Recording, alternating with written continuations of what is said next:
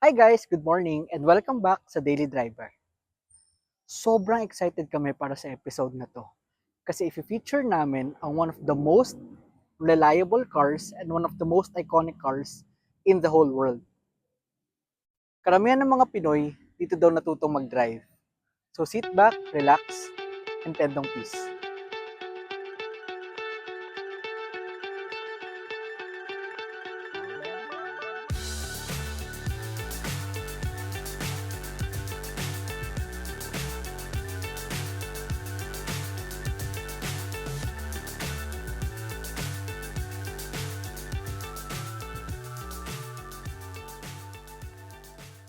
Guys, so kasama namin ngayon si Robert at ang owner ng 1969 Volkswagen Deluxe Beetle.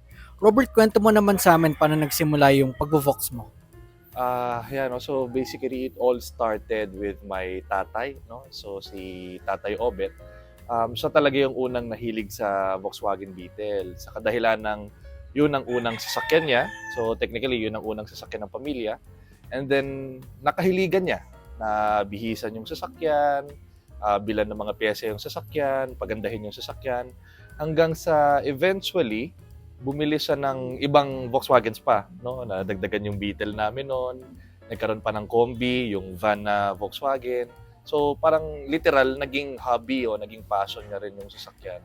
So bata pa ako noon, naalala ko na nakasakay pa ako sa lap ng tatay ko, minamaneho ko yung manibela, nakakandong ako sa nanay ko sa passenger seat habang nakahawak doon sa grab handle ng Beetle.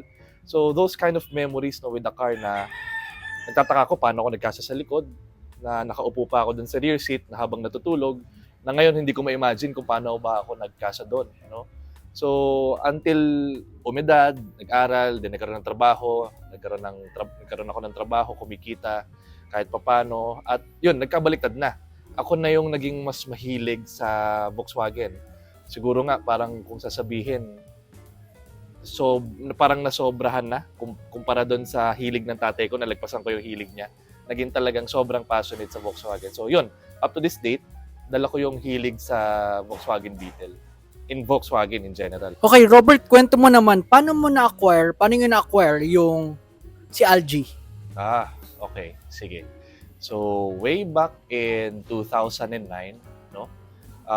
Dito sa lugar namin, meron kaming katabing talyer. At yung mga kapitbahay dito, kasi siguro obvious na mahilig kami sa Kotseng Kuba o sa Beetle kasi nakikita nila may mga Beetle. And then, one day, kumatok sila. Then sabi nila sa tatay ko, Obet, merong Volkswagen Beetle doon sa junk shop malapit sa atin dito sa Santolan. Subukan yung puntahan, baka nandun pa, baka hindi pa na bibili.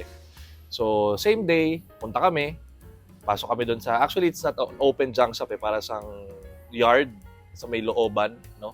And then pagbukas namin ng gate, nakita namin doon yung Beetle, ready ng katayin, nakahawak na yung torch nung kakatay at kikiluhin na yung sasakyan, no? So sabi namin, teka lang, huwag nyo nang sisirain, no? Pwede ba naming bilhin yung sasakyan? So to cut the long story short, we bought the car, we got it the same day. We towed it, malapit lang naman, wala pang 1 kilometro, pero nakalak yung manubela. So, kailangan namin gawin, tanggalin yung mga tie rod niya, yung connection from the steering wheel hanggang sa gulong. Habang hinihila siya, merong 2 tao sa gilid, sinisipa yung gulong para dumiretso at para lumiko din dito sa kanto namin. So, and then yun, the rest is history. Nirestore ng tatay ko, kumuha siya ng latero, kumuha siya ng pintor, but basically, all the other works has been done by my tatay, no? So, nirestore yun 2009, natapos for almost a year in 2010, and then, yun, nagagamit naman na siya. So, up to this date, na pang-daily naman, nagagamit naman siya. Okay, Robert, kwento mo naman yung restoration process and bakit naging Algie yung name. Ayan, no? So, as mentioned, no, it was restored by us dito sa garahe, dito sa Ginawa, no? And then, when we got the car, sasabihin sa mga nakakaintindi o doon sa mga nagbo-Volkswagen, sariwa siya, no? Parang to the point na all interior materials including the seat material, the door panels. Yung door panels pa nga niya may plastic pa. tapos yung seat material niya, yung original pa from the factory. So kumbaga parang siguro hindi masyadong nagamit yung sasakyan. And then nung ni-restore namin, so tinanggal lahat, no? Tinanggal yung pintura, strip niya talaga to the bare metal, binody lift, tinanggal siya from the chassis, and pininturahan, nilatero, inassemble. And then the color that we chose for the car is green, no, or blue-green. So kaya siya tinawag na algae, no? Kasi parang kulay green nga siya eh. But eventually, when we realize in its papers, no, sa kanyang dokumento, red kasi yung nakarehistro. So, we decided na to convert it to red kasi, yun nga, madalas siyang ginagamit, mahirap nang mapara ng HPG, no? So, we complied. So, tatay ko ulit yung pumintura. We changed the color to red. Binalik namin sa red kung ano yung nasa sa rehistro niya. Pero, algae pa rin yung pangalan ng sasakyan. Paano mag-drive or ano yung feeling ng pagdadrive ng isang classic Beetle in today's condition? Okay. So, siguro two things, no, for driving a classic Beetle or basically a classic car in today's condition. Siguro doon tayo sa una na it's a unique feeling, no, driving a classic vehicle. Often you would experience people na nakakasabay mo, nakatingin sa'yo, di mo alam kung natutuwa o hindi. Meron naman obviously natutuwa, bibigyan ka ng thumbs up, no, or bubusinahan ka, tatanungin ka pa kung anong model yung kotse mo. Sasabihin nila sa'yo, meron din kami niyan dati. So, those kind of things. And especially for a Volkswagen, nandyan pa rin yung pendong piece, no? Sa mga bata, yung nagbabatukan, di ba? Pero ngayon, yung mga Gen Z siguro, ang tawag nila Mr. Bean. Pero ibang sasakyan yung kay Mr. Bean, no? Obviously. Okay, so yun yung unique feeling of driving a classic Volkswagen Beetle, no? And on the other thing, no, on the other side of the coin, andyan yung conscious ka, no? Conscious ka in a way na dapat alerto ka din because remember, you're driving a 50, 60-year-old vehicle. Unless you're fully confident na all the parts were replaced, all were new, and alam mo na kumbaga, napalitan yung mga dapat palitan, but still, nandun yung consciousness mo na there might be something na will break down, no? So, kumbaga, hindi ko naman sasabing hindi reliable kasi any car naman, basta it's well-maintained, it's reliable, no? Maybe it's on the factor na kung gaano mo kakilala yung sasakyan mo. Kasi technically, mas matanda pa sa atin yung sasakyan natin, no? So, siguro, yun lang na you have to be conscious while you're driving it. Pwedeng pang daily? Yes, pwede. Yun nga, actually, yung si Algae ko, I've been using it daily.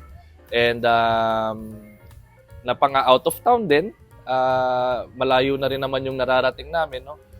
Last time, siguro yung kasi medyo marami na rin kaming nabiyahe ni Algae, but recently, ang pinaka-naalala ko na mahaba-haba, we've been traveling for 10 hours straight. May ano naman, may tigil naman, like dumaan kami ng Manawag, nagsimba kami, stop over in Binmale, no? So we went to Dasol, Pangasinan, no? So travel namin, gamit namin ng kapatid ko si Algae, and nakapunta at nakauwi naman kami ng safe, no? So yeah, pwede pang ibiyahe, pwede pang daily, pwede pang malayuan, as long as kilala mo yung sasakyan mo, no? At magkakaroon ka ng confidence sa sasakyan mo. So, yung word na you have to be ready or committed with the passion or with the vehicle, no? So, kahit papano, dahil, yun nga, you're driving a 50, 60-year-old vehicle and aasahan mo na you might have minor or major breakdowns along the road, kailangan magkaroon ka kahit papano ng knowledge mechanically on how to do things on your own. Basic tune-up, basic kung paano pag hindi nag-start, no? Meron naman yung mga paunang diagnosis usually kung bakit ba siya hindi umaandar. So, sa gustuhin mo man o sa hindi, no? Pag bumili ka ng Volkswagen Beetle, magkakaroon ka ng pangalawang persona o yung pagiging mekaniko, no? Talagang magiging mekaniko ka for some time, no? Mapa-major or minor, or pag talagang kinarir mo, baka pwedeng maging major na marunong ka ng magmekaniko. No? So kasama yon, actually not on Volkswagen, but also in other classic cars, I guess, no? Na magkakaroon ka ng basic knowledge on how to repair or troubleshoot your vehicle. So first of all, I wanted to thank you, your channel, for having me and letting me share what it's like to daily drive a classic or particularly a Volkswagen Beetle. No? So I just wanted to greet also Volkswagen Club of the Philippines and all of the chapters all over the Philippines. So if you wanted to be part of the club or maybe join us in our meets, no, you can check regular announcements in our Facebook page, which is VWCP Official. So if you get to search that in Facebook, you get to see our Facebook page or our Facebook group. And there we usually announce where our meets are being held. Ako si Robert at ito si Algie, 1969 Volkswagen Beetle, ang aking daily driver.